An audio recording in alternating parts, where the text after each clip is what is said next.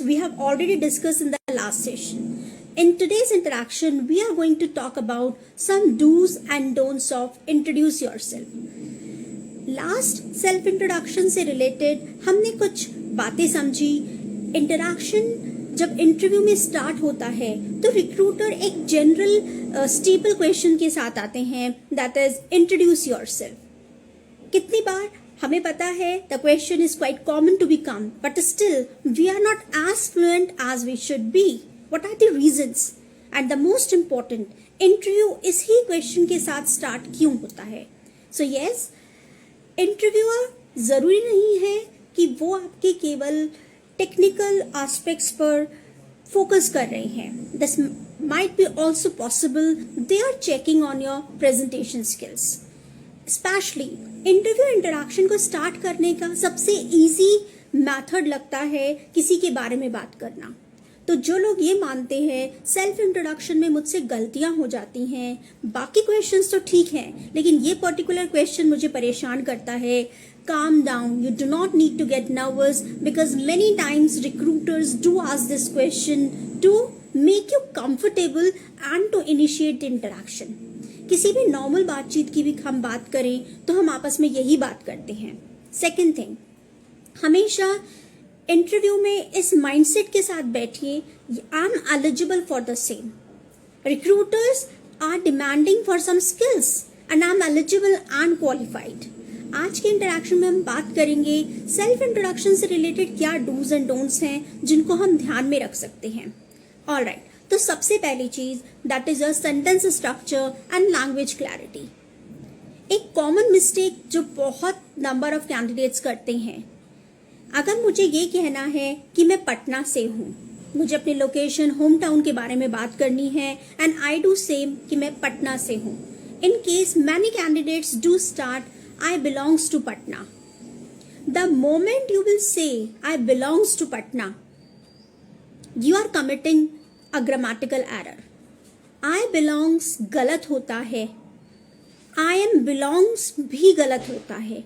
कभी भी जब आप I के साथ कोई भी एक्शन वर्ब यूज करते हैं तो उसमें S ऐड नहीं होता. I likes, I belongs. बहुत से कैंडिडेट कहते हैं I belongs to Patna, to Pune and so on. Say simply I am from Pune or I belong to Pune. Belongs grammatically गलत होता है. Second thing, जब हम अपना इंट्रोडक्शन स्टार्ट करते हैं तो बहुत बार हम अपने नाम के साथ कॉमनली कंटिन्यू करते हैं.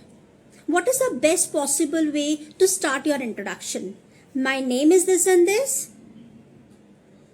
I am, for example, my name is Rakesh. So, I am Rakesh, my name is Rakesh, or hi, this is Rakesh. I am Rakesh is better rather than my name is. Right? You can start I am, your name, and then you can continue. तो हमने दो बातें करी. Belongs कोई start नहीं करेगा, weather से I am from Patna और I belong to Patna. Second thing, ये एक ऐसी मिस्टेक है जो रिक्रूटर्स कहीं ना कहीं एक्सपेक्ट भी करते हैं कैंडिडेट, चूंकि बहुत कॉमन है. I hope you people will agree with me if I say interview conversation में बहुत से क्वेश्चंस ऐसे होंगे जिसमें आपको अपने प्रीवियस अचीवमेंट्स के बारे में बात करना होगा. आप अपने एक्सपीरियंसेस नरेट करेंगे, डिस्क्राइब करेंगे. Always do remember one thing. Many candidates, once they are starting about their previous achievement or something they did in their school or college, आपको सेंटेंसेस पास्ट में ही फ्रेम करने हैं.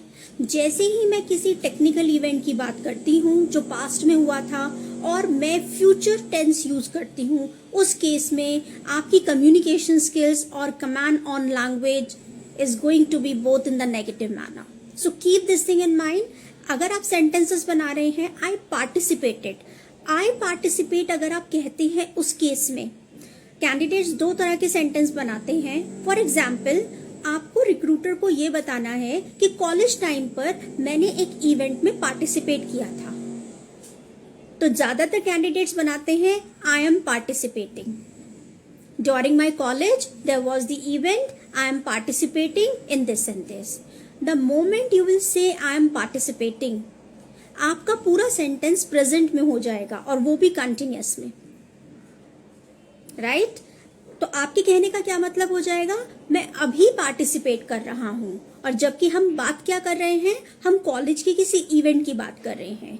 तो जितने भी पास्ट वाली एक्टिविटीज थी, ऑफ कोर्स हम अधिकतर पास्ट एक्टिविटीज की ही बात करते हैं। मैंने ये किया था, ये अचीव किया था, ये मुझे मेडल मिला था, या मैंने ये पोजीशन होल्ड किया था। उस केस में do not say I am participating और आई पार्टिसिपेट।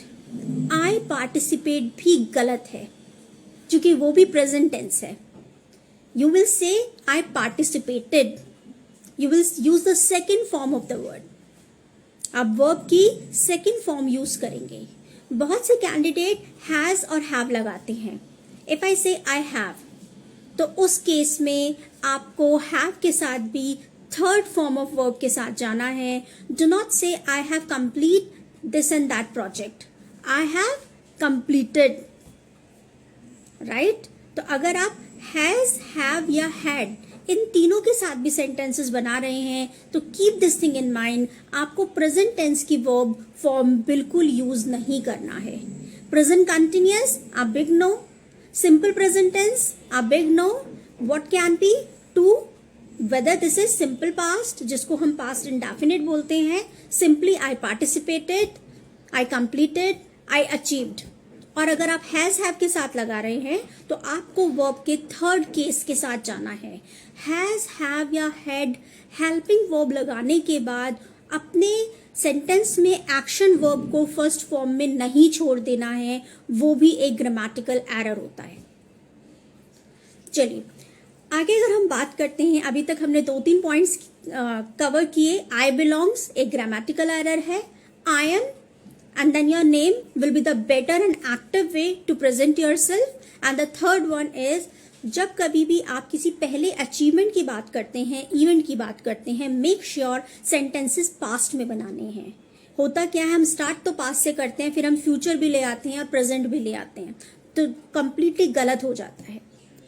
इसके बाद अगर हम बात करें, एक कॉमन चीज है जिस पर मुझे डिटेल में आप लोगों से डिस्कस भी करना है, लाइक मैम इंट्रोडक्शन कैसा होता है?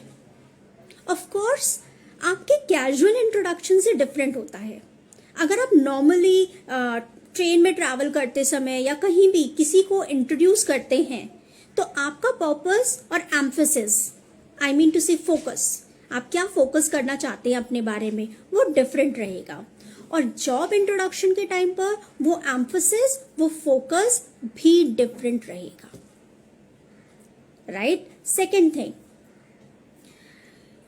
ट्राई करिए अपना इंट्रोडक्शन एक ऐसे मैनर में, आपको ऐसे सीक्वेंस में नैरेट करना है जो इजीली अंडरस्टैंडेबल हो। जनरली एक गलती हो जाती है, like for example, hello everyone, I am doctor Sakshi Jain, I am from Pune and I did my MBA in this and this. Currently I'm working with this and this. I did a project during final year and the project based on these and these things.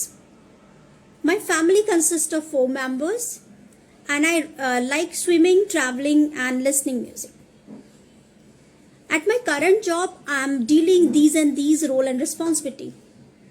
I hope you people are getting what I'm trying to point out. Yes, what is missing here? Of course, मैं अपने बारे में ही बात कर रही हूँ।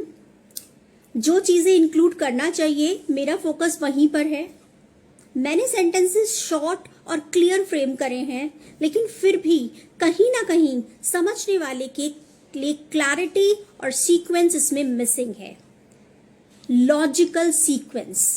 Logical sequence से क्या मतलब है? आप जिस किसी भी एरिया की बात कर रहे हैं, उस कैटेगरी को कंप्लीट करिए, then go to the next. ऐसा नहीं है पहले मैं अपने MBA की बात कर रही हूँ, फिर मैंने बीच में अपने वर्क एक्सपीरियंस की बात करी, then I came to my project, then my hobbies, then my family. This would not be a logical sequence, right?